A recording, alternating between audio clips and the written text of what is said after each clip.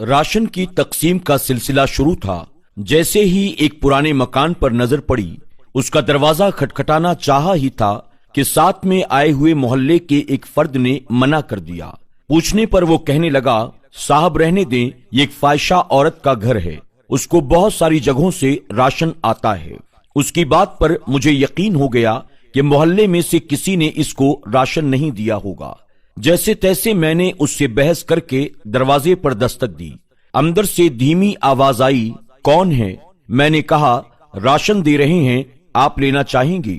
اندر سے انتہائی غمگین آواز آئی کہ آپ واپس چلے جائیں، پہلے ہی لوگ اس محلے میں ہمیں جینے نہیں دیتے، ہم جیسے تیسے گزارا کر لیں گے۔ میں نے کہا، آپ مجھے اپنا بھائی سمجھیں، محلے داروں کی فکر نہ کریں۔ بہت اصرار کرنے کے بعد اس عورت نے اپنی بیٹھک کا دروازہ کھول دیا اور ہم نے راشن وغیرہ کا تھیلا اس کے گھر میں رکھ دیا۔ وہ خود پردے میں آئی اور شکریہ ادا کرنے لگی۔ میں نے تھوڑی ہمت کر کے اس سے پوچھ لیا، بہن، آپ نے ایسا کیوں کہا کہ آپ کے گھر میں راشن موجود ہے؟ وہ کہنے لگی، گھر میں آلو رکھے ہوئے ہیں جو ایک ہفتے سے ہم بنا کر کھا رہے ہیں، محلے کا کوئی ہماری خبر تک نہیں لیتا، عورتیں بھی میرے گھر نہیں آتی۔ میں نے پوچھا، ایسا بھلا کیوں ہے میری بہن؟ میرے اس سوال پر اس کی آنکھیں بھر آئیں۔ وہ کہنے لگی، میرے خاوند کو وفات پائے 2 سال کا عرصہ گزر چکا ہے۔ اس وقت بہت اچھے حالات تھے ہمارے، میرے 2 بچے ہیں، کچھ وقت ٹھیک ٹھاک گزارا ہو گیا۔ میرے والد جتنا کر سکتے تھے وہ ہمارے لیے کرتے رہے۔ ان کی وفات کے بعد حالات خراب ہونا شروع ہو گئے، بچوں کو پالنا اور گھر سنبھالنا بڑا مشکل ہو گیا۔ ایک دن میرے خاوند کا ایک بہت پرانا دوست میرے گھر آیا، اس نے بہت افسوس جتایا اور مجھے کچھ پیسے دے کر واپس چلا گیا۔ کچھ دن کے بعد وہ پھر آیا اور راشن دے کر چلا گیا۔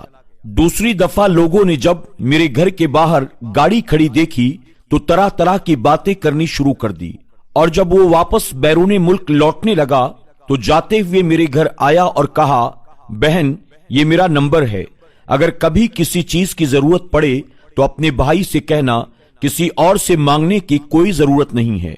جب وہ میرے گھر سے باہر نکلا تو محلے کے لوگوں نے اسے مارنا شروع کر دیا کہ تم نے ہمارے محلے میں گند مچا رکھی ہے۔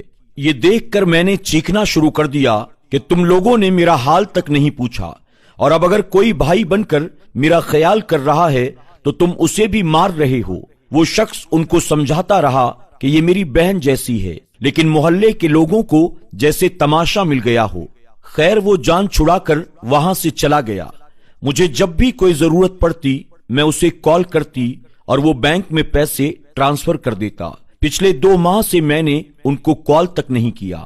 بیوہ سمجھ کر اگر کوئی میری مدد کرنا بھی چاہے تو محلے والے مجھے غلیظ نظروں سے دیکھتے ہیں، اور محلے کے لوگ میرے گھر پر جھانک جھانک کر جاتے ہیں، اپنی عورتوں کو میرے گھر آنے تک نہیں دیتے۔ اللہ تبارک و تعالیٰ نے آج میرے لیے راشن کا انتظام کر دیا، ورنہ میرے گھر پر کھانے کی تمام چیزیں ختم ہونے کے کگار پر تھیں۔ کچھ دن پہلے اس آدمی کو کال لگانے کا سوچا، لیکن ضمیر نے گوارا نہیں کیا۔ اب تو میرے بچوں کو بھی محسوس ہونا شروع ہو گیا ہے کہ ہماری ماں کو لوگ کس نظر سے دیکھتے ہیں۔ ہمارے پیارے آقا صلی اللہ علیہ وسلم تو اپنے دشمن کی بیٹی کے سر پر بھی چادر ڈال دیتے تھے۔ یہ کہاں کے دیندار لوگ ہیں؟ اگر کوئی میری مدد کرنے کے لیے میرے گھر آنا بھی چاہے تو یہ اسے شک کی نظروں سے دیکھتے ہیں۔ محلے والوں کے ڈر سے اب تو لوگوں نے مجھے زکوٰۃ تک دینا بند کر دیا ہے۔ یہ باتیں بتاتے بتاتے اس کا دوپٹہ آنسوؤں سے بھیگ چکا تھا۔ میرے ساتھ جو شخص تھا وہ شرم کے مارے پانی پانی ہو گیا۔ ہم نے راشن کے ساتھ کچھ رقم بھی اس کے حوالے کی۔ جو شخص میرے ساتھ تھا وہ باہر نکل کر کچھ بولنے ہی والا تھا کہ اس سے پہلے میں شروع ہو گیا، اللہ تم لوگوں کے دیے راشن کو کیسے قبول کرے گا، جبکہ تم نے اپنے محلے میں رہنے والے ان لوگوں کی خبر تک نہیں لی جو دوسروں کے دروازوں پر مانگنے نہیں جاتے۔ کون کیسا ہے؟ یہ اللہ اور اس کے بندے کے درمیان کا معاملہ ہے۔